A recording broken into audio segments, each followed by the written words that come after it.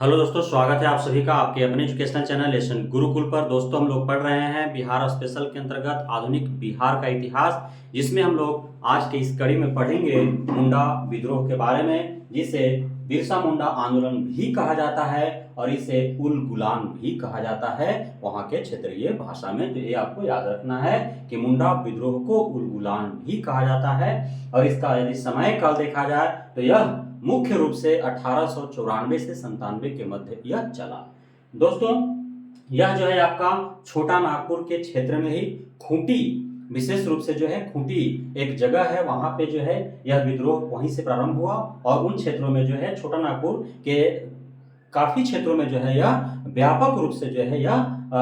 करीब 1895 आते आते फैल चुका था। दोस्तों, यह जो है इसका भी मुख्य जो कारण थे आपका भू राजस्व नीति, वन नीति, ईसाई धर्म का प्रचार प्रसार ही था। राजस्व नीति के द्वारा जो है वहां के क्षेत्रीय जो लोग थे, जो जनजाति वर्ग के लोग थे, उनका जमीन हड़प लिया गया था, छीन लिया गया था, उनके अधिकार समाप्त कर दिए गए थे। वन नीति के अनुसार जो है उनको जंगलों में जाने से जो है रोका गया था और उनके जो जंगल थे उन जहाँ पे वो रहते थे उनके आसपास के जंगलों से जो बाहरी जो दिक्कू लोग थे, जो अंग्रेज थे, वहां से लकड़ियां काट कर ले जाते थे, जबकि इन्हें जो है मना किया जाता था। साथ ही ईसाई धर्म का प्रचार प्रसार इस स्तर पर हो चुका था कि वहां के जो लोकल जो क्षेत्रीय लोग थे उनके जो परंपराएं थी, जो उनकी नीतियां थी, पौराणिक परंपराएं पर ठेस पहुंच रही थी। तो ये सारे कारण बन रहे थे और जिससे काफी ज्यादा जो है शोषण हो रहा था और लोग काफी हतोत्साही थे, काफी भय में थे, संशय में थे, है ना। लोगों का जो है अब वहां पे जीना मुहाल हो गया था और लोग अपना जीवन जो है वो ईश्वर के नाम छोड़ गए थे, है ना। वे अब बस ईश्वर पर ही उनको भरोसा था कि ईश्वर ही किसी फरिश्ता को भेजेगा जो उन्हें इन शोषण से मुक्ति दिलाएगा, उनका जीवन जो है वो खुशहाल करेगा। तो दोस्तों, इसी में जो है जब सभी लोग जो है तो उत्साहित थे, डरे थे, सहमे थे, कुछ उन्हें समझ में नहीं आ रहा था, तभी जो है एंट्री होता है आपका बिरसा मुंडा जी का। किसका होता है? बिरसा मुंडा जी का एंट्री होता है और बिरसा मुंडा जी आते हैं, वह लोगों के बीच में ऐलान करते हैं कि हमें जो है ईश्वर ने भेजा है, हम ईश्वर का आज्ञा लेकर के आए हैं और हमें आज्ञा प्राप्त है कि हम जो है आपकी रक्षा करेंगे अंग्रेजों से, दिकुओं से, जमींदारों से, और आप पर जो शोषण हो रहा है उससे हम आपको मुक्ति दिलाएंगे, है ना। तो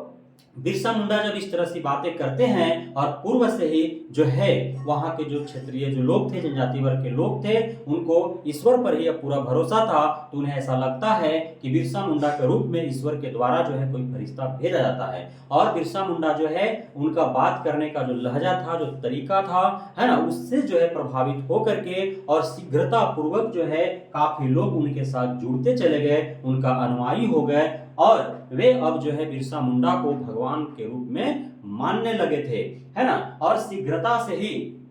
जो है 1894 के मध्य तक, 1895 के फर्स्ट तक, है ना, वे जो है लगभग 6000 मुंडाओं को एकत्रित कर चुके थे, है ना। और उन्होंने अपना उद्देश्य लोगों को बताया और लोगों को मोटिवेट किया, लोगों के अंदर शक्ति भरने का काम किया, है ना। बिरसा मुंडा ने कहा कि हमें ईश्वर ने जो आज्ञा दिया है उसमें क्या है, तो ब्रिटिश सरकार का दमन कर देना है ना। अपने क्षेत्रों से बाहरी लोगों को अर्थात दिकुओं को खदेड़ कर भगा देना है और हमें इस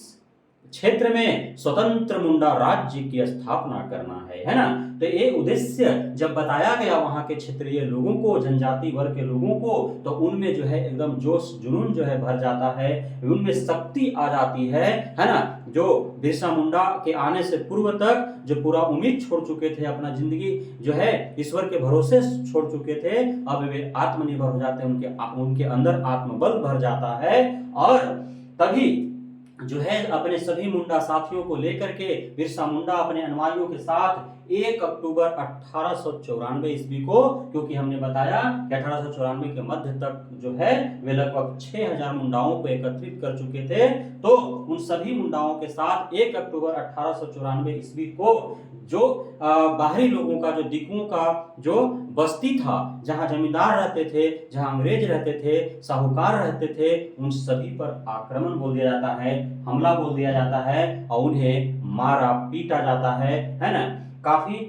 जो है लोगों की हत्याएं की जाती है, क्योंकि बिरसा मुंडा ने कहा था अपने अनुयायियों से कि ईश्वर से आज्ञा प्राप्त है कि हमारे जो ये 3 उद्देश्य जो ईश्वर के द्वारा दिए गए हैं, इसकी पूर्ति के लिए हमें हिंसात्मक मार्ग भी अपनाना पड़े तो उसके लिए पीछे नहीं हटना है। और इस प्रकार जो है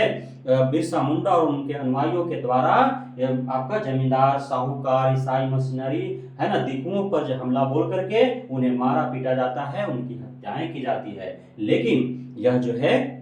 प्रारंभिक प्रयास जो है बिरसा मुंडा का, वह उस स्तर पर सफल नहीं हो पाता है जितना उम्मीद था, और 1895 ईस्वी में इन्हें गिरफ्तार करके रांची के जेल में डाल दिया जाता है। लेकिन पुनः उन्हें जो है छोड़ दिया जाता है, लगभग जो है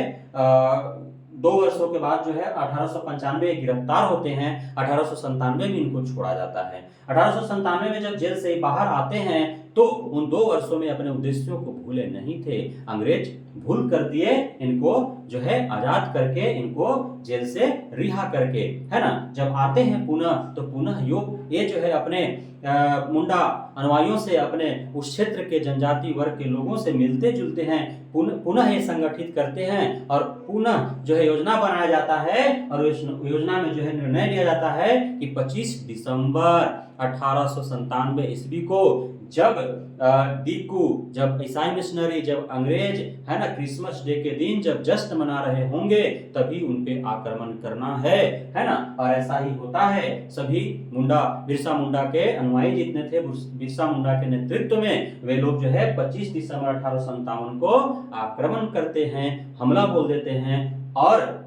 ईसाई मिशनरियों को, दिकुओं को, है ना, पुनः जो है साहूकारों को, जमींदारों को, अंग्रेजों को जो है वो मारना पीटना शुरू कर देते हैं। काफी संख्या में जो है नरसंहार होता है, हत्याएं की जाती है। यह खबर जब अंग्रेजी हुकूमत तक पहुंचता है तो उसका जो है कान का पट्टी सुन हो जाता है ना। वह जो है वो हिल जाता है, ब्रिटिश जो आपका हुकूमत है वो हिल जाता है और इस विद्रोह को दबाने के लिए पुनः जो है रांची एवं अन्य जगहों से भारी मात्रा में जो है भारी संख्या में सेनाओं को बुला करके उस क्षेत्र में जो है मुंडाओं पर दमन किया जाता है और बेहद ही दमनात्मक तरीके से इस विद्रोह को दबा दिया जाता है। लेकिन दोस्तों, यह जो मुंडा विद्रोह था, यह जो उलगुलान था, यह जो बिरसा मुंडा का आंदोलन था जो 1894-97 के मध्य चला, यह बेहद ही संगठित और काफी प्रभावशाली और शक्तिशाली था। यह जो है उस क्षेत्र में अंग्रेजों को बेहद ही बड़े स्तर पर बदलाव करने के लिए मजबूर कर दिया, बाध्य कर दिया।